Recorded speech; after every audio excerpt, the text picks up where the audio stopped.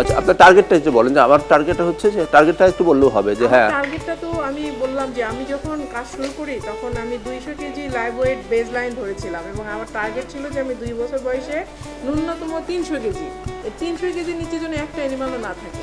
এবং আমি দেখলাম যে 2 বছর বয়সে আমি 300 কেজি শুধু না, আমি আরও বেশি অ্যাচিভ করেছি। অর্থাৎ আমার অন অ্যান এভারেজ, এখানে যদিও 4টা এক্সোটিক জাত আছে, অন অ্যান এভারেজ আমি 450 কেজি, 450 থেকে 500 কেজি আমি 2 বছর বয়সে পেয়ে গেছি। সৌজন্যে আকিজ ফিড।